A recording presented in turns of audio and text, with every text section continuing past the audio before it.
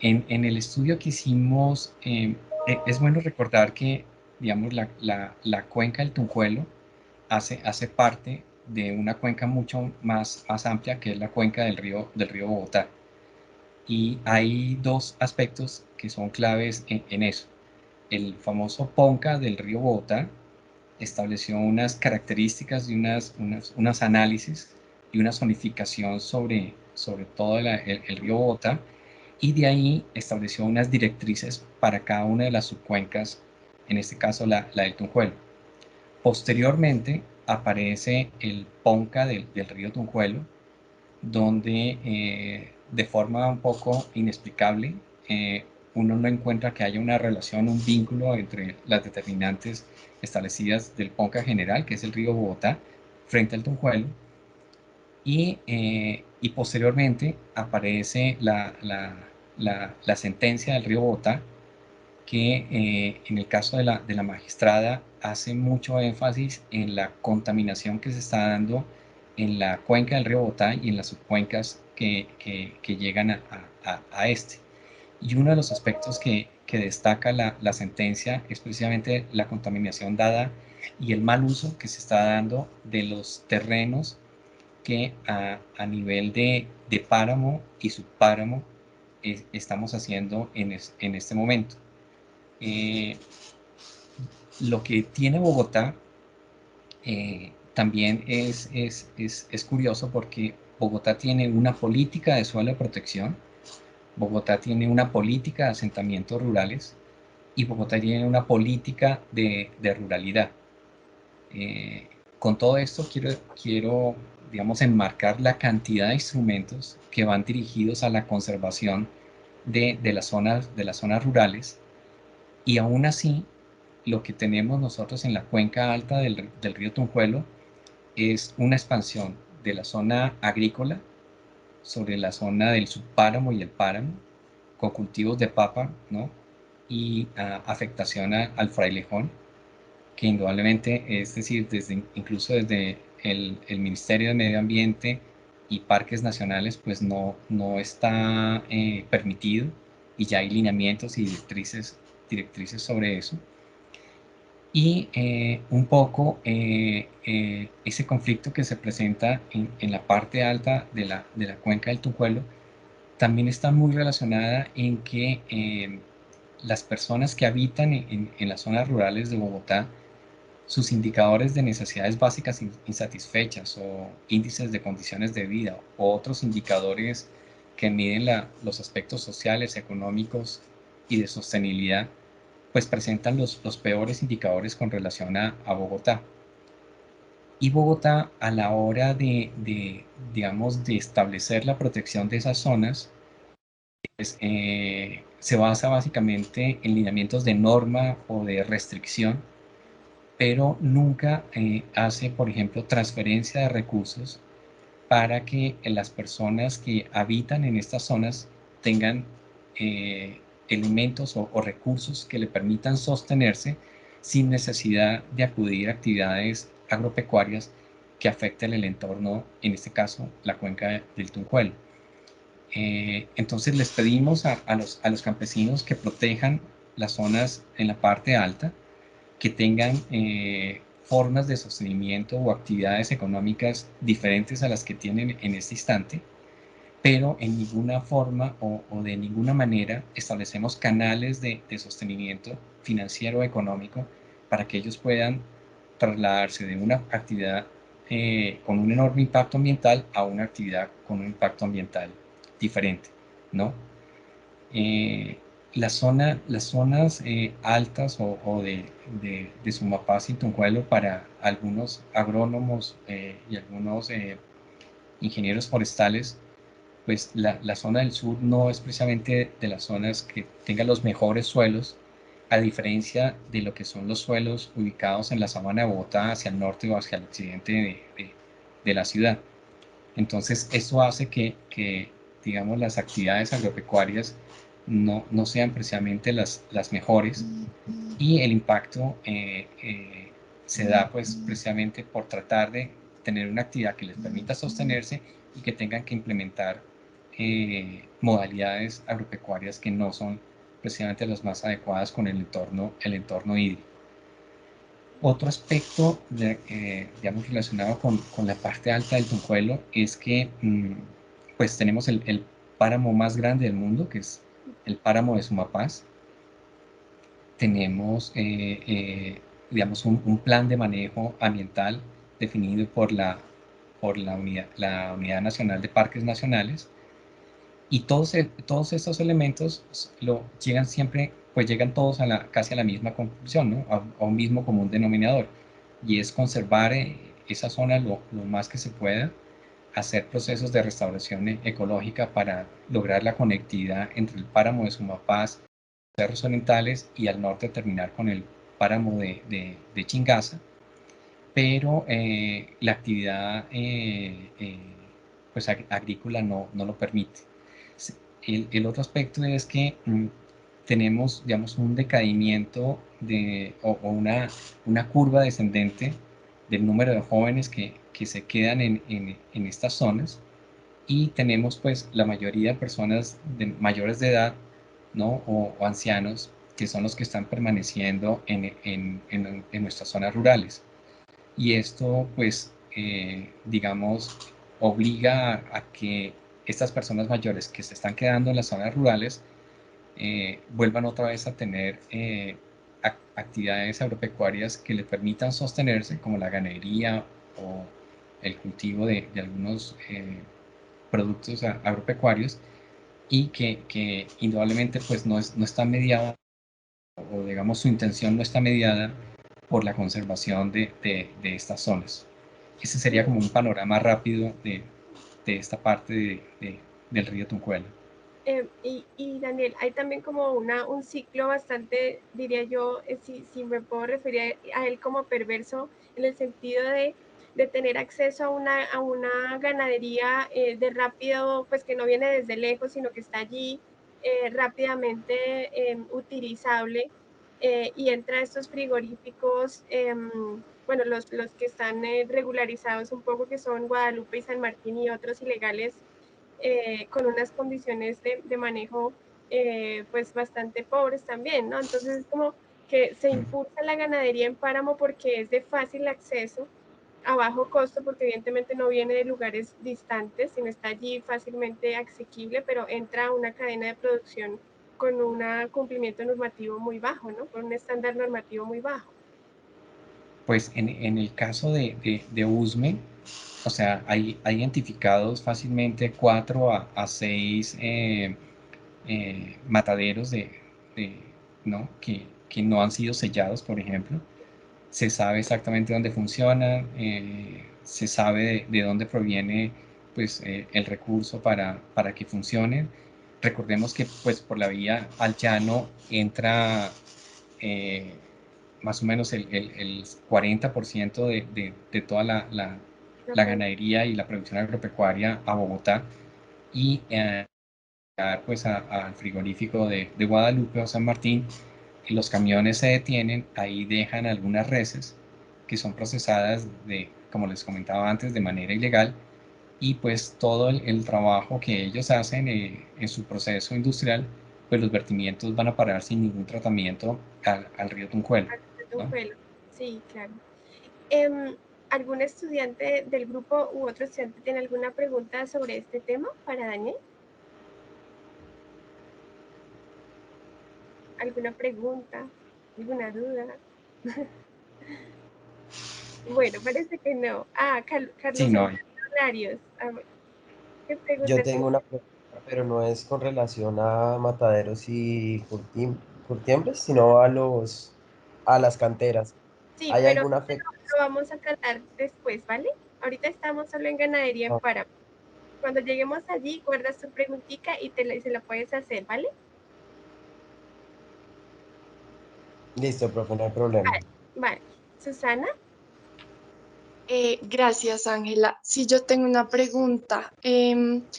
Ahorita con ese proyecto que está saliendo en un páramo de Boyacá, ahorita no recuerdo el nombre, de pues pagos por servicios ambientales a los campesinos del páramo.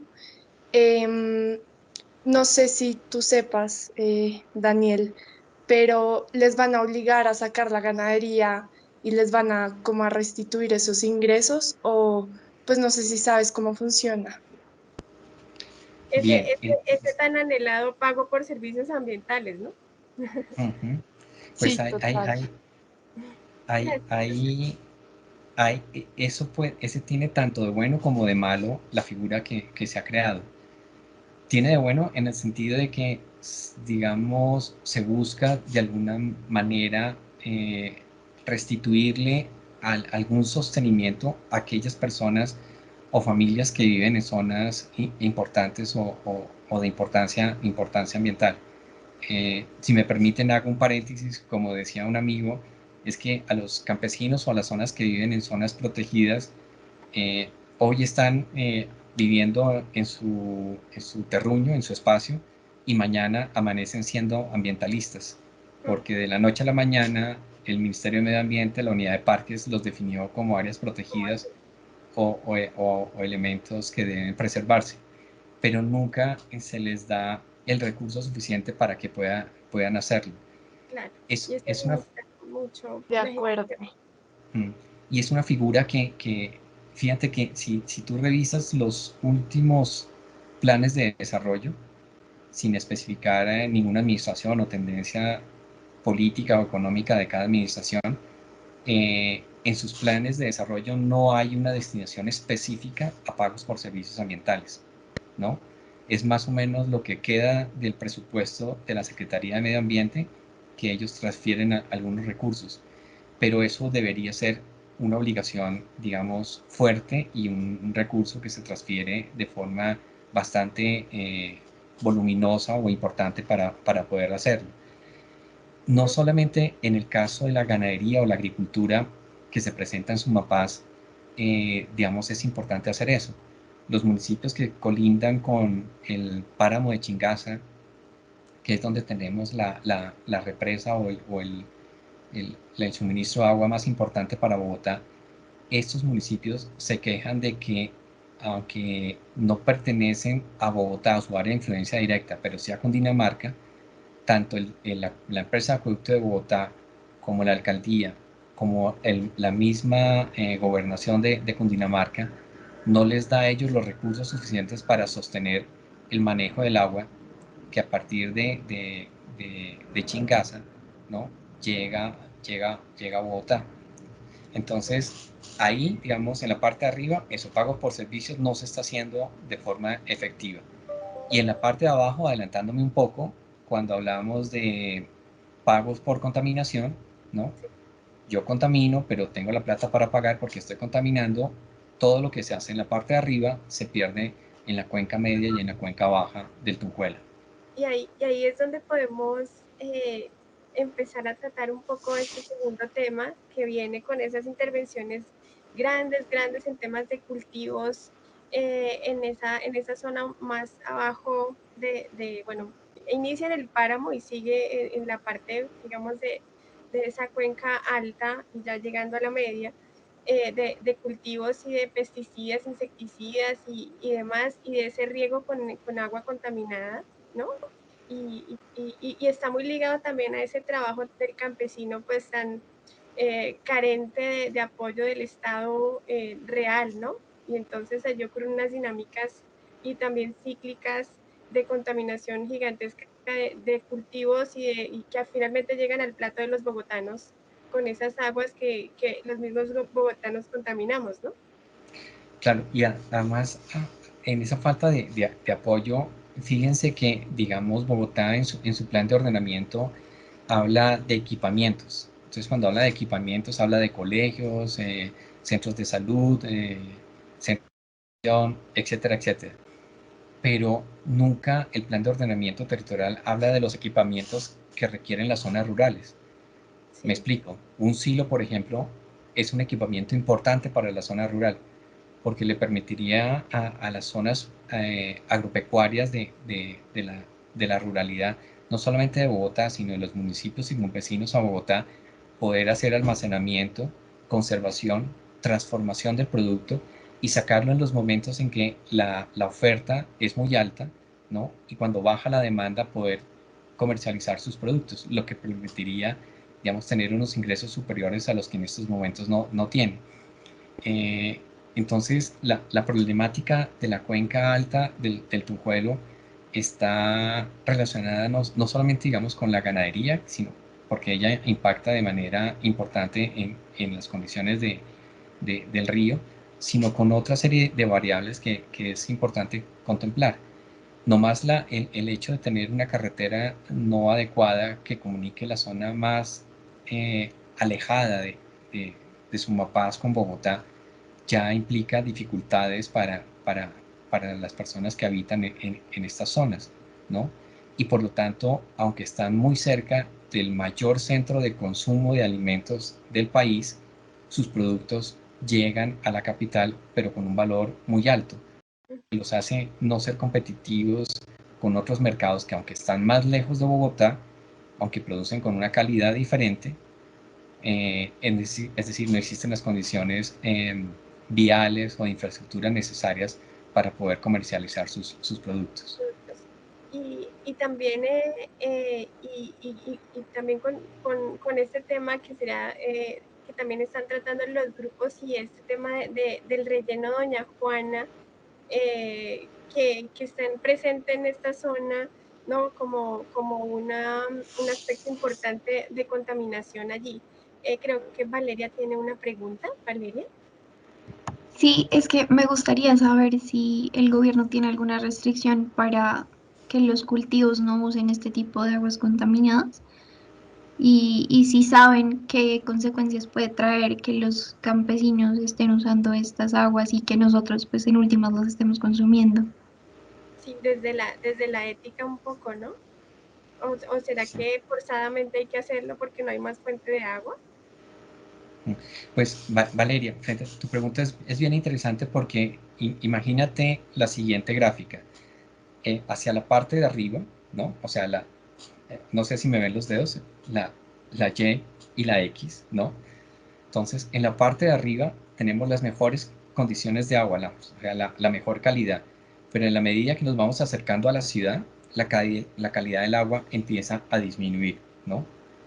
Y al revés, tenemos lo siguiente, que es que en la parte del río Bogotá, en la desembocadura del río Bogotá, tenemos la mayor densidad de población, y en la medida que nos vamos alejando del río Bogotá y vamos subiendo la montaña, la densidad y las actividades van disminuyendo, pero en la cuenca media es donde se presentan todos los aspectos de contaminación, y en Bosa se hace la utilización de aguas, no solamente del río Tunjuelo, sino del río Bogotá, que no son precisamente las más adecuadas para la parte agropecuaria.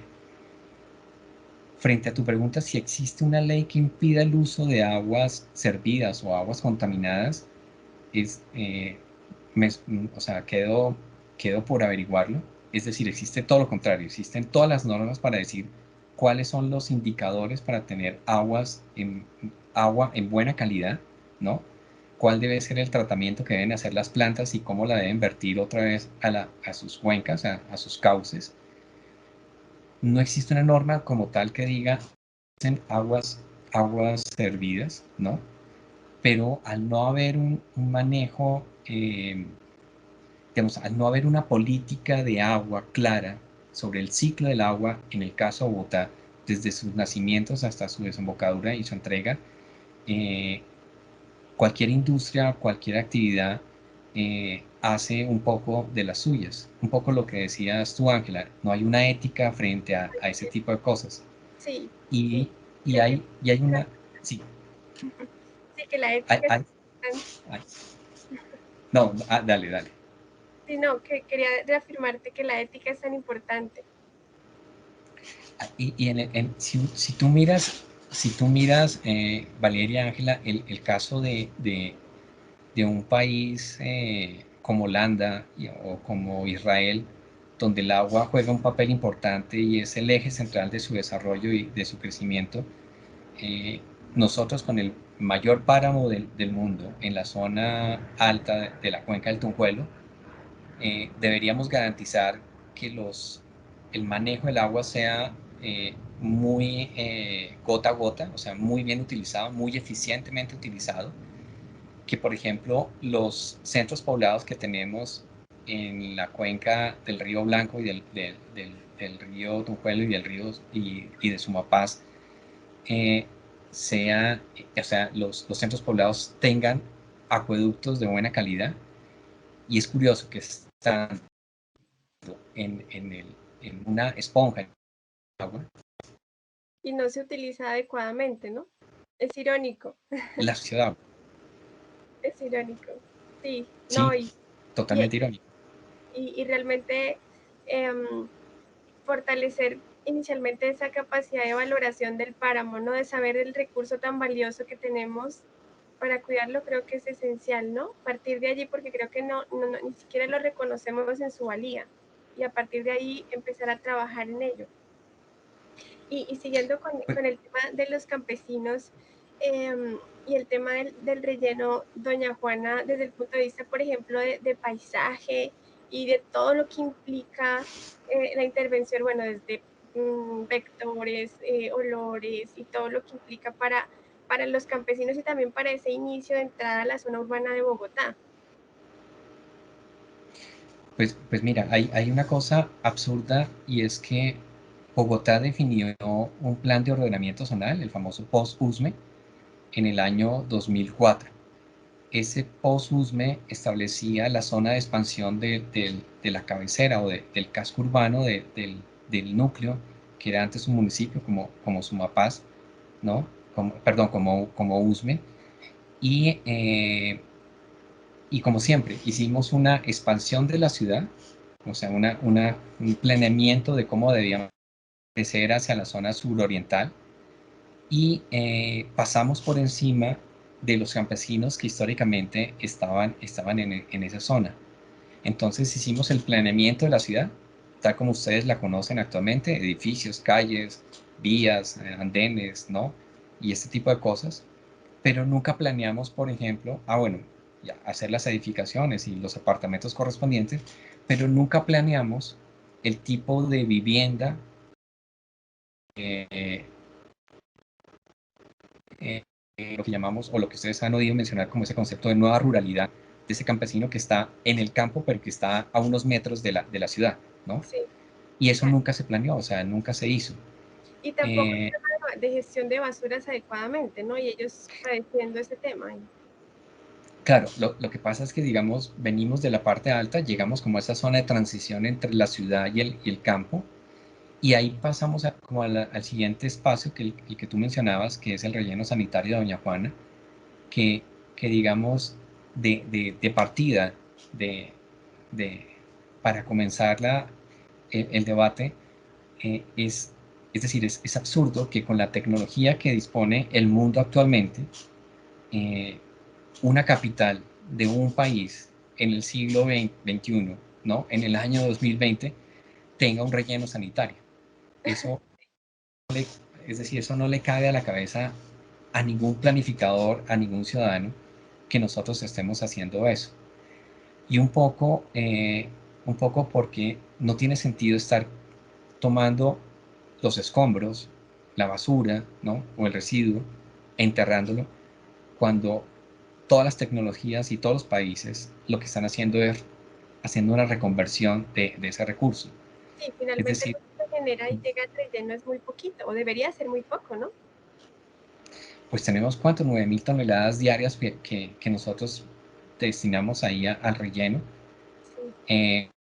Subproductos, no reciclamos, no generamos energías alternativas por los procesos ya de combustión de material que no se puede reciclar, no generamos alternativas laborales. Recuerden que tuvimos deslizamientos de 800.000 toneladas y 1.000 y pico de toneladas recientemente, ¿no? Y eso ha ocurrido ya 3 veces de forma histórica. Tenemos el problema de malos olores, de roedores, de insectos que afectan a las comunidades vecinas. Y es decir, no, los que habitamos hacia el norte, occidente y oriente de Bogotá, pues es más o menos, no nos damos cuenta a dónde va a parar todo aquello que nosotros no utilizamos, no reutilizamos, pero es una comunidad que recibe todos los días esa serie de insumos que no son los mejores, no son los más adecuados, y se ven afectados en su vida diaria, ¿no? En su calidad de vida.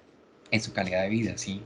Y también ha acompañado a este relleno está ese parque minero, ¿no? Esas zonas de canteras grandes allí en la entrada de Bogotá.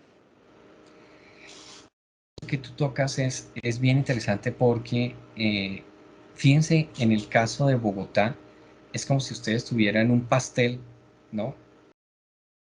Vieran las diferentes capas, ¿no? Que hay sobre él, o sea, que conforman el pastel.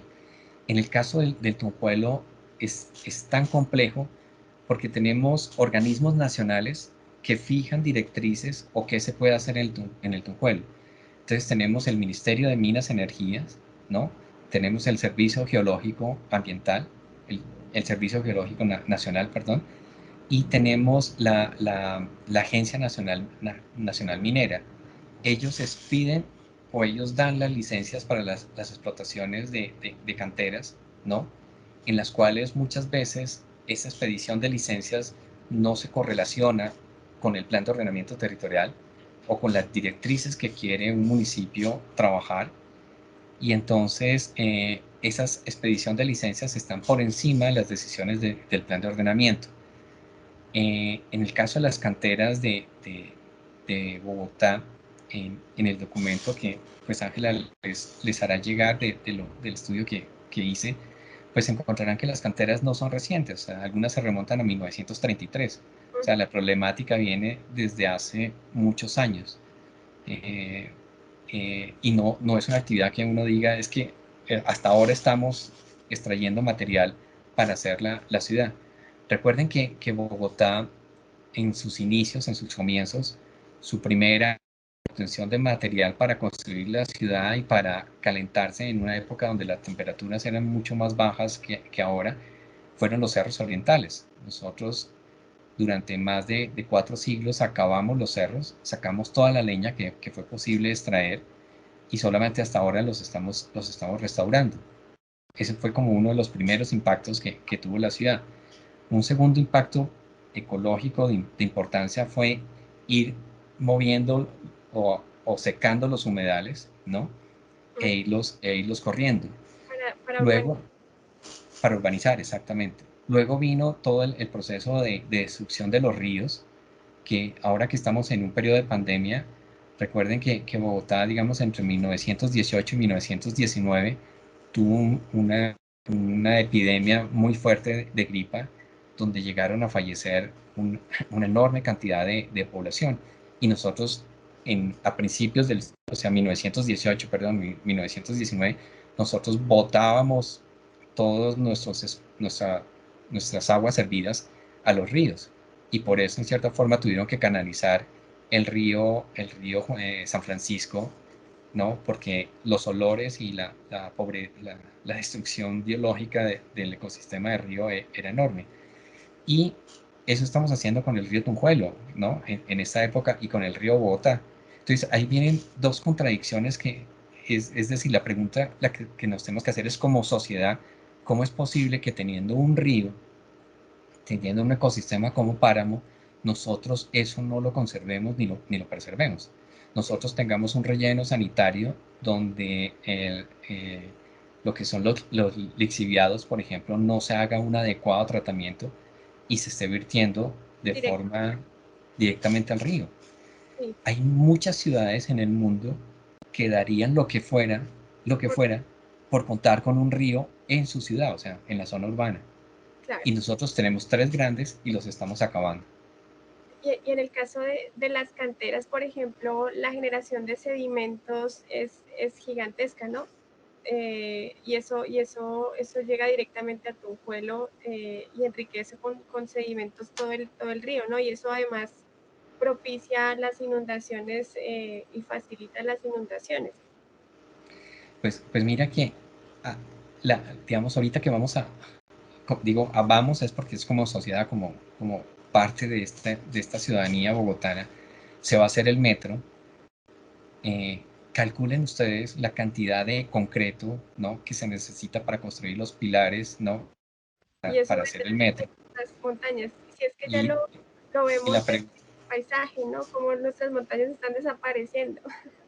Exactamente. Entonces, adivinen de dónde va a venir el material con que se va a construir la ciudad que queremos hacer hacia el futuro. El Tunjuelo va a ser una de esas fuentes de recursos para poder hacer la ciudad que pretendemos hacer más adelante, ¿no? Sí. ¿Algún estudiante quiere hacer alguna pregunta? Siéntase en la libertad de intervenir en cualquier momento y preguntar. ¿Alguien tiene una pregunta hasta este momento? Bueno, me parece que no. Podemos, bueno, deberíamos haberlo conectado antes, pero teníamos aquí el tema de frigoríficos, ¿no? Y de esa contaminación que también sucede a la par del tema de Doña Juana, de las canteras, de los cultivos, de ingresando en las ciudades, ese tema de residuos sólidos y líquidos generados por los frigoríficos y que en muchos casos son ilegales y que estamos dialogando que está esa dinámica y ese ciclo tan perverso de tener esa ganadería a la mano y esa ganadería que está comiendo frailejón, ¿no? Para poder obtener un recurso de fácil acceso con costos bajos y obtener mayores ingresos, pero con unos estándares ambientales muy bajos. Pues vayan, o sea, yo creo que ustedes ya recorrieron la autopista del sur. A mano izquierda pues se encuentra el frigorífico Guadalupe, pero a mano derecha uno ve los camiones, los locales, las carnicerías, ¿no? El sector de San Francisco, ¿no? La localidad del Tunjuelo, llena de expendio de carne biológica, ¿cómo se diría? En términos de salubridad, inapropiados, ¿no? O sea, con la tecnología más inadecuada para hacer un manejo biológico y tratamiento adecuado de la carne. Y sobre el meandro del SAI y toda esta zona del río, pues el vertimiento de aguas contaminadas sin ningún tratamiento. Todo el mundo, esto está a la vista de todas las autoridades, y uno se hace la pregunta es ¿por qué nadie ha hecho nada al respecto? ¿Por qué nadie ha manejado esa situación? ¿Qué es lo que está pasando en ese sitio? El río Tunjuelo es lleno de incongruencias, o sea, es desde la parte de arriba, como tú bien lo decías, pues el manejo inadecuado de la ganadería, pero es una ganadería de subsistencia, pero igualmente tiene su impacto en el río. Bajamos y empezamos a tener una serie de asentamientos ilegales de orden informal, de la promoción de ocupación de áreas para nuevos asentamientos de migrantes o no migrantes. Un grupo como los Terreros, que es un grupo bastante peligroso, ¿no? Y que promueve esa ocupación de terrenos en la zona del Tunjuelo. Y digamos, ahí no hay control sobre eso. Seguimos bajando y tenemos incluso ya en la zona urbana barrios que no tienen su alcantarillado completamente desarrollado. Tenemos puntos perfectamente ya identificados donde se vierten las aguas hervidas de zonas residenciales que contaminan el río. Luego bajamos y tenemos la minería, que indudablemente ustedes conocerán perfectamente que la minería modificó el cauce del río, ¿no? Y que, por ejemplo, en el año 2002 a 2004, cuando hubo toda la temporada más fuerte de huracanes en el Caribe, las lluvias en Colombia y particularmente en Bogotá sobrepasaron los promedios para ese periodo. Entonces, entre mayo y julio del año 2002, las lluvias fueron bastante intensas, las canteras se llenaron de agua, hubo desbordamientos, inundaciones que se presentaron a todo lo largo del río. Perdónenme. Y luego tuvimos tenemos el relleno sanitario, donde hay pues todos los malos manejos que hasta ahora hemos hecho de las celdas para la disposición de residuos, y terminamos, ¿no? Seguimos bajando y tenemos entonces todo el manejo de carnes en los alrededores de los frigoríficos, que no es precisamente una actividad apropiada y adecuada. No, creo que no hay río en Colombia donde uno no mire a lo largo de su trayecto la forma más perversa en que el ser humano trata de cualquier manera de acabarlo y de destruirlo, ¿no? De poder hacerle el mayor daño que sea posible. Y si hay un río que enseñe a ser resiliente, ¿no? Que uno no sabe cómo lo logra, o sea, cómo puede, es el río Tunjuelo. Y además el río Tunjuelo aporta el 40% del recurso hídrico al río Bogotá, ¿no? Y viene del páramo más grande del mundo, donde es el agua más pura del mundo, ¿no? Recordando que Colombia tiene el 80% de los páramos a nivel mundial, y aún así estamos tratando de destruirlos de cualquier manera. Completamente. Miguel, ¿tienes una pregunta? Sí, profe, no existe, digamos, pues lo que dice Linda es muy cierto, pero no existe alguna política, por ejemplo, perdón, decir, de sanción, o sea, como usted hace esto, la acción es esta y eso, o sea, no existe nada que uno pueda decir, una contención, porque sí, me voy a hacer esto desde la teoría, pero en la práctica, sí, yo tengo miga profusa y uno ve, por ejemplo, lo que pasa con las basuras, las carnes, etcétera, pero es una política de prevención y de castigo de esas acciones, o sea, porque me sorprende que ¿Sancionatorio? sí, o sea, pues, qué pena que lo diga, suena muy animalístico, pero no existe castigo y recompensa, o sea, vamos a ir con este cuentico hasta Perséculas de Culorum de Cruel de Bogotá, no sé qué, no hagas eso, pero sí, digamos aquí uno ve que uno actúa cuando hay sanciones, no porque uno le nazca, sino porque, ups, o me ponen una multa, o ups, una semana en la cárcel, o lo que sea, no existen ese tipo de políticas públicas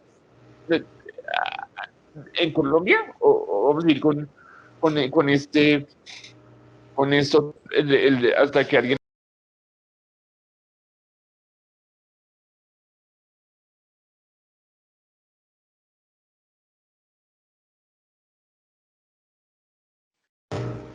vamos por las buenas, tocó por las malas, qué pena que lo diga. No, estaba bien dicho, Miguel, pero Valeria también tiene otra pregunta relacionada con la de Miguel, Vale. No, pues quería aportar que aquí en Colombia lastimosamente no hay delitos ambientales, o si hay son muy pocos y no son sancionados, por ende pues no hay cárcel para estas cosas, como por responder lo que preguntaba Miguel. Sí, y también esa política de si yo no te castigo, entonces tú no actúas, ¿no? Que también es como que no parte del deseo, de la empatía, de la solidaridad, Sí, de la profe, compasión, sino qué más bien pena. como de un poco de que se requiere ese tema policivo, ¿no, Miguel? Sí, o sea, qué pena que lo diga, pero, o sea, digamos, yo llevo también esfuerzo esos para meter el tujuelo que van criminales, que no sé qué, que se botan las carnes, que el río está contaminado, pero sí, muy interesante, pero ¿dónde está, por ejemplo, un plan? No sé, usted votó una carne mal utilizada en el río Tujuelo, tiene una semana de cárcel o tiene una multa no sé cuánto. ¿Y dónde están esos, digamos, y dónde se ve eso aplicado? Para que no sigamos nosotros como en una clase de educación y sí, muy interesante y en la vida real uno se enfrenta con ese tipo de problemas. Sí. Mm. Valeria, ¿esto que decía Ya. Valeria? No, perdón, se me quedó la mano arriba, ¿Te profe. la manita arriba? Mm. Daniel, ¿nos querías comentar? Sí, Miguel, no digas qué pena decirlo. No, debes decir, miren, ¿qué está pasando con una sociedad? ¿Qué está pasando con un país que ve todo esto, que pasa esto y no pasa absolutamente nada? Tienes toda la razón cuando lo dices. Tienes Absolutamente. absolutamente la razón. O sea, yo podría decirte que somos una generación que le está fallando a la sociedad, que le falló a su historia, que le falló a ustedes, por ejemplo. Sí, Si tú miras, si tú, yo le mandé a tu profesora, a Ángela, un documento que dice instrumentos de gestión del suelo relacionados con la cuenca del Tunjuelo. Es inmensa la cantidad. Por normas, Usted, sí, no carecemos de normas. ustedes van a ver ahí la cantidad de decretos, leyes, resoluciones, acuerdos, cartillas, guías que dicen, hagamos esto, hagámoslo de esta manera.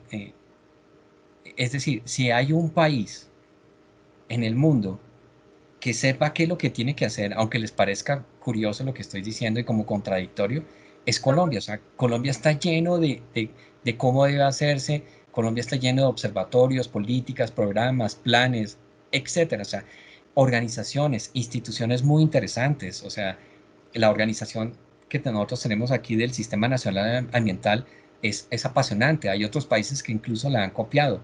Han copiado nuestro decreto nacional sobre recursos naturales renovables y de protección del medio ambiente.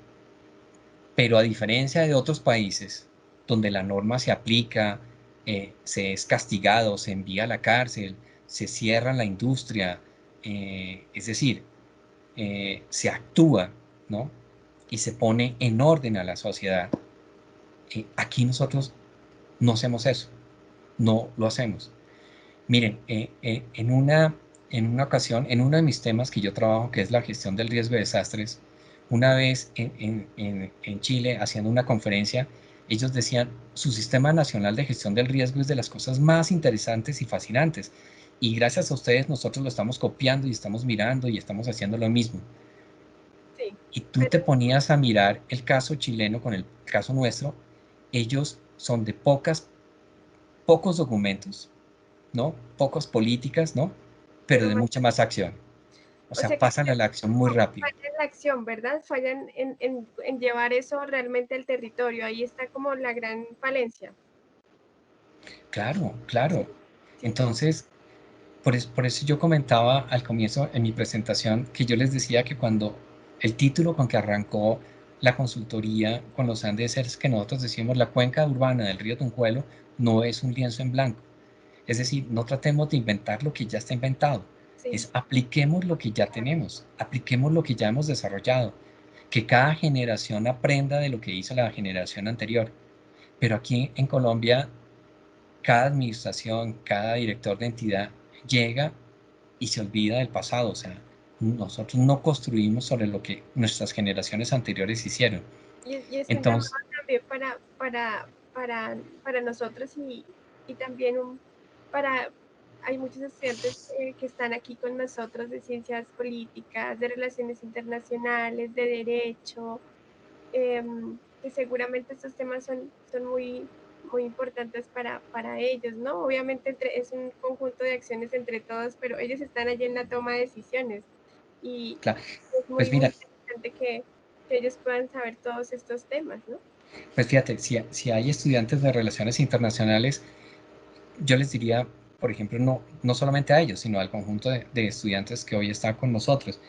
Nosotros hemos firmado 4 grandes agendas mundiales, ¿no? La COP21 sobre cambio climático, la agenda de Río+20 relacionada con medio ambiente, la agenda de Yogo, perdón, de Yogo relacionada con gestión del riesgo de desastres, ¿no? La agenda de hábitat relacionada con hábitat y ciudad, ¿no?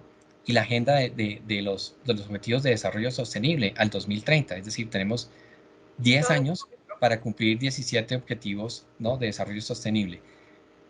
sí, Entonces, somos muy dados a viajar al exterior, una delegación completa, a hacer una descripción de la biodiversidad que tiene este país, de lo grandioso que somos, de lo capaces que somos. Bueno, pero regresamos, hacemos una ley, hacemos un documento COMPES y la realidad es es, que es la que tenemos, por ejemplo, en el río Tunjuelo, sí, donde los indicadores siguen siendo de lo peor. O sea, ¿de qué nos sirve firmar agendas o participar en agendas globales si nosotros no lo cumplimos? Entre el año 1900, entre la década de 1960 a, a hoy, hemos perdido el 67% de la cobertura vegetal de la original de la cuenca del río Tunjuelo. Es decir, no nos queda sino el 30%, ¿no? De una cobertura vegetal que es muy importante porque es una recordemos que tenemos un ecosistema de páramo, un subpáramo, un ecosistema subxerofítico, ¿no?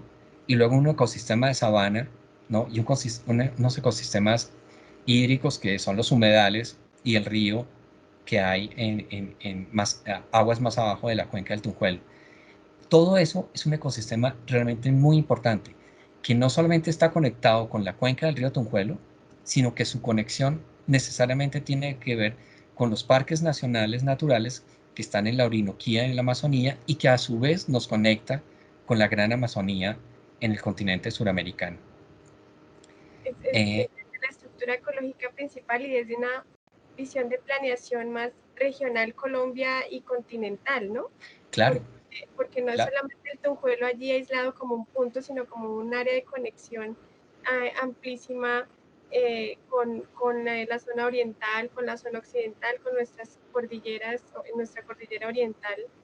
Entonces, evidentemente, si allí sucede algo, pues va a afectarnos a todos. Yo siempre hablo mucho a mis estudiantes sobre, bueno, primero esa labor interdisciplinar de todos, en las que todos tenemos que ver, desde la microbiología industrial, desde las lenguas modernas, de todas las carreras tenemos que ver algo en estos temas, y también que todo está relacionado con todo. Lo que sucede en Tunjuelo está afectando a nuestra región, a nuestro país y al continente en general.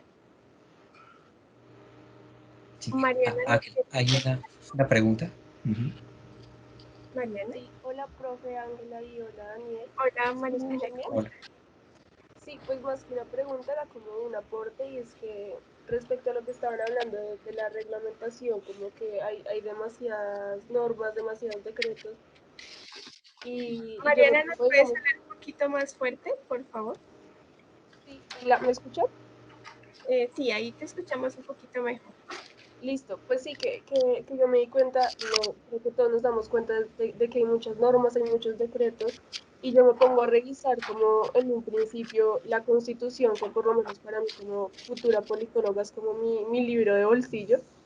Me pongo a revisarla y veo que digamos en el primer capítulo dice, o sea, como que es súper claro que, digamos, la obligación del Estado es proteger las riquezas culturales y naturales de la nación, ¿sí? Solo que no hay como un reconocimiento básico a esta, como digamos, a lo que se estipula en la Constitución, ni hay ni una divulgación, ni una educación como adecuada para que las personas se den cuenta de que más que se necesiten muchos decretos y muchas leyes y mucho reglamento, pues ya lo tenemos estipulado en la Constitución. Lo mismo pasa, digamos, en el capítulo 3, que habla de los derechos colectivos y los derechos del ambiente, y que pues que el Estado y también las personas deben manejar y planificar como de la mejor forma los recursos naturales y deben garantizar un desarrollo sostenible de estos, pero entonces no nos damos cuenta de que ya lo hicimos hace pues 27 años en la Constitución, ya lo estipulamos, pero que seguimos y seguimos como haciendo decretos que no cumplimos y no terminamos cumpliendo nada, como que no terminamos dándole el debido poder a la palabra y a lo que se estipuló hace muchos años. No sé, eso quería aportar. Gracias, Mariana. Mariana, frente a eso tienes toda la razón, y yo complemento lo que tú decías, Ángela. Si ustedes miran la cuenca del Tunjuelo y lo miran en términos planetarios, recuerden que hay la zona de confluencia intertropical, tiene dos periodos, entran los vientos alisios, ¿no? Por esa parte. Recuerden que la cordillera oriental y, digamos, específicamente los cerros orientales de Bogotá, hacia el suroriente es la parte más baja, ¿no? Y por ahí entran todos los vientos alisios. Cuando hay incendios, por ejemplo, en el Amazonas, o cuando hay cambios planetarios relacionados con el Niño o la Niña, los vientos entran de una manera diferente por el sur oriente a Bogotá. Y esos vientos son los que traen el agua, ¿no? La humedad que llega hasta el norte y el occidente de Bogotá. Y esos vientos, en la medida que hemos perdido la cobertura vegetal, ¿no? Y también durante varios siglos, Esos vientos han movido la capa vegetal que se encuentra en la cuenca del río Tunjuelo. Por eso ustedes se encuentran que hay más roca, ¿no? Y menos vegetación al sur que lo que encuentran ustedes al occidente o al norte de Bogotá.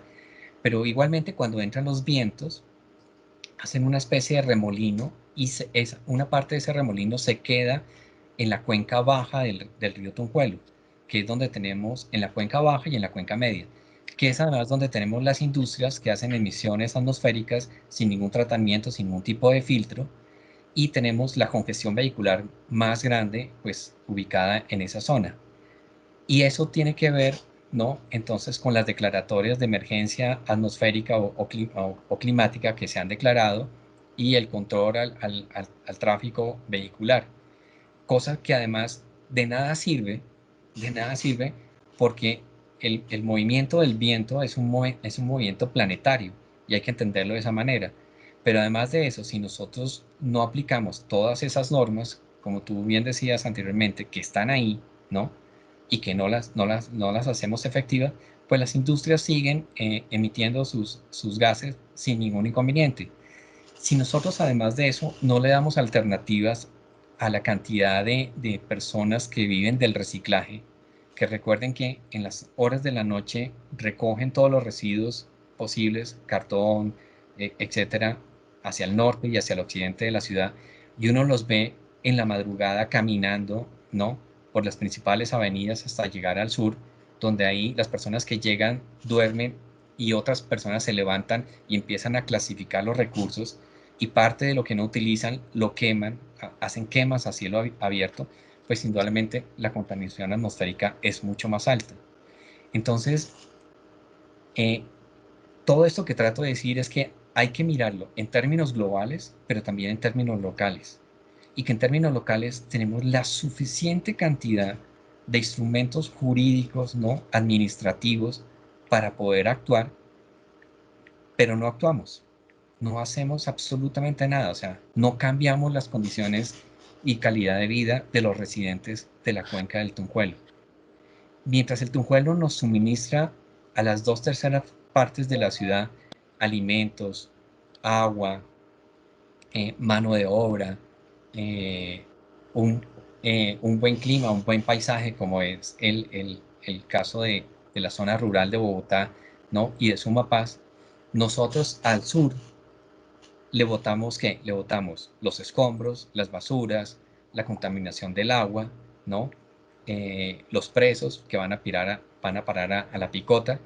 Es decir, fíjense que no hay una correlación entre un espacio territorial, una pieza urbana, frente a las 2/3 partes de esa parte de ciudad que también tiene que ver con el Tunjuelo. Y esas correlaciones tenemos que cambiarlas, esa forma de entender el territorio tenemos que mirarla de forma diferente. Me parece muy interesante lo que tú mencionas con respecto a ese componente global y local, y en particular con respecto a la calidad del aire, ¿no? Esas dinámicas de corrientes que favorecen que la contaminación como que se quede allí, y además desde el punto de vista local, evidentemente allí hay un tráfico vehicular altísimo por el tema del parque minero que hay allí, por todas las dinámicas industriales que hay allí, por ser una entrada importante de Bogotá desde la vía al llano, y también por todas las industrias que están allí y que no tienen una reglamentación al respecto, y eso hace que la calidad del aire pues también sea un aspecto muy importante a abordar. Oh. Hay una pregunta de Mariana. Mariana. Sí, pues otra cosita chiquita es que respecto a lo que dijo Daniel ahorita de cómo pues percibimos el espacio cada uno de los bogotanos, hay un profesor que siempre nos dice como chicos tienen que reconocer que la realidad como de la ciudad no solo empieza desde la carrera séptima en la Javeriana hasta, no sé, hasta la 93, ¿sí? Sí. Entonces es como bien problemático también que nosotros como estudiantes no podamos reconocer que hay otras realidades en nuestra ciudad y que nosotros también como que tenemos mucha acción en lo que pasa en otras, sí, en otras partes. Creo que es más como un problema de concientización también, de reconocer otras realidades y de saber actuar como respecto a los problemas que nosotros mismos causamos. Gracias, Mariana. Y evidentemente es eso, y por eso el ejercicio de esta clase es un poco salirnos de nuestro contexto cotidiano y saber que los problemas socioambientales están, por ejemplo, allí, en la cuenca del Tunjuelo, en esas realidades tan duras, tan fuertes, pero es donde más se requiere de nuestro interés y de nuestra acción interdisciplinar, conjunta, colectiva, de nuestro individuo como personas y como colectivo hacia esas realidades importantes desde el punto de vista socioambiental. Quería hacer un paréntesis para darle la bienvenida a Blanca Elvira Oviedo, quien es la coordinadora de Prosofi en la Javeriana y que ahora nos va a comentar un poquito de la labor de Prosofi en USME. Hola, Blanca. Hola, buenos días. Un placer estar aquí con ustedes hoy. Gracias por abrir este espacio y por pensar en nosotros. Gracias, Blanca Elvira. Ahora, en un momento, pues nos comentarás un poco ese trabajo tan lindo que viene haciendo Prosofi con las comunidades de Usme, que es una de las localidades que hace parte de Tunjuelo. Muchas gracias. Gracias, Blanca. Y siguiendo un poco con esas temáticas, entonces, y tratando un poco ese tema de contaminación industrial y vehicular, es muy alta allí, ¿no, Daniel? Por esas dinámicas atmosféricas y también por ser una concentración de actividades que genera también que se requiera movimiento vehicular y de industrias, ¿no? Pues mira que digamos, el caso de si ustedes comparan o hacen una correlación entre las enfermedades de los niños, los jóvenes, los adolescentes y los mayores y los ancianos, con relación a el agua, con relación al aire, ¿no?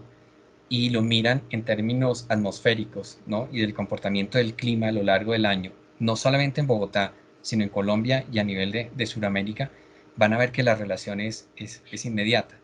Y si eso se mira también en relación a dónde están las mayores densidades de población, en dónde hay la menor disponibilidad de espacio público, ¿no? Recordemos que en el Tunjuelo tenemos un índice de 1.5 metros cuadrados de espacio público por persona, que es mucho menor a los 4.8 que en promedio tiene Bogotá y que quiere alcanzar, o a los 6 metros que quiere alcanzar, y incluso mucho menos del decreto 1504 del año 98 que dice que debemos tener 15 metros cuadrados de espacio público por persona. Y si también lo correlacionamos con el indicador de velocidad, de congestión y el número de árboles por personas, pues encontrarán que las localidades que se encuentran hacia el occidente del río Tunjuelo, ¿no? Son las que presentan los mayores índices, ¿no? Frente a toda esta problemática. Y eso llevaría, digamos, a que cualquier planificador, a que cualquier entidad del Estado tome acciones al respecto.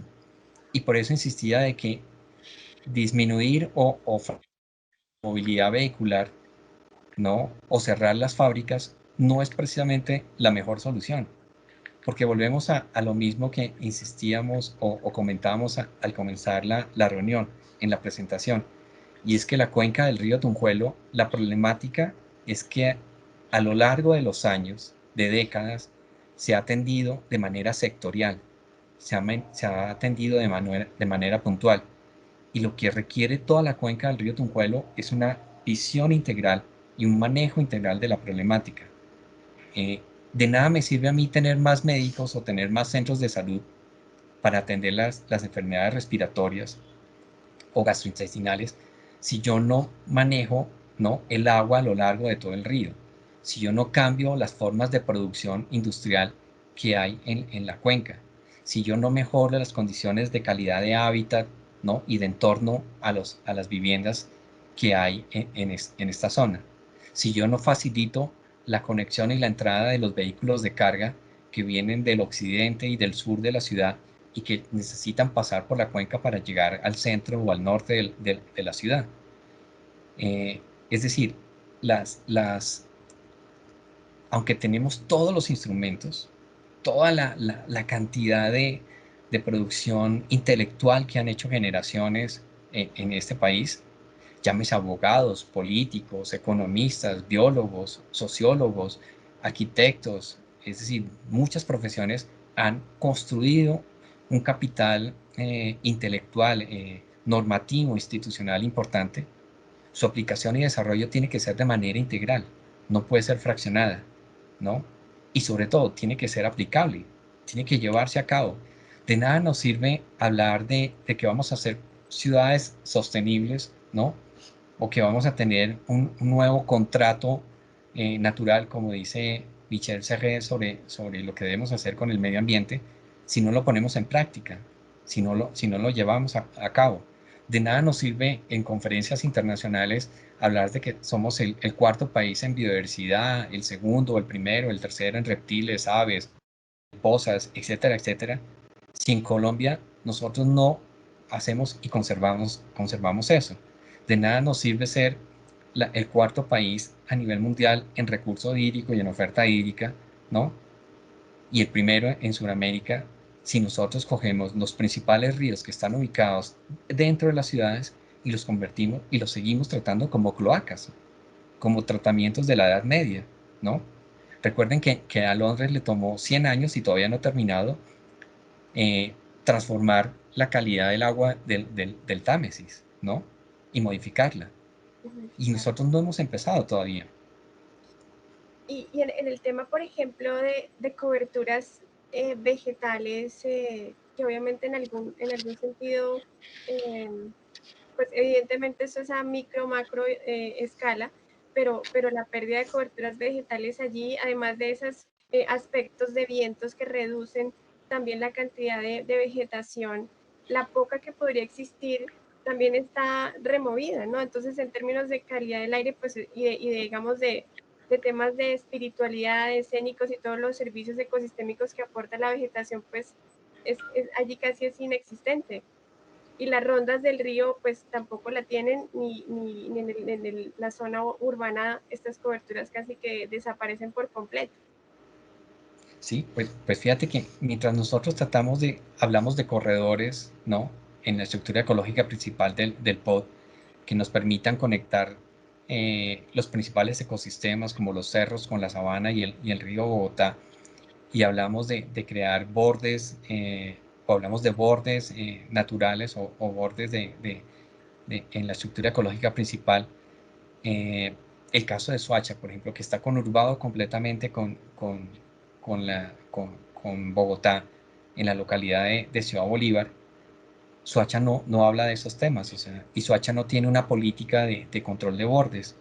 Entonces, institucionalmente tenemos dos municipios que constitucionalmente tienen autonomía administrativa, política, ¿no? Y de manejo de sus recursos, pero que mientras uno trata de conservar y preservar, el otro no hace nada con respecto a ello. Y eso no se presenta en el caso de Soacha, que digamos, es donde tenemos el río Tunjuelo, que es el elemento de análisis del día de hoy.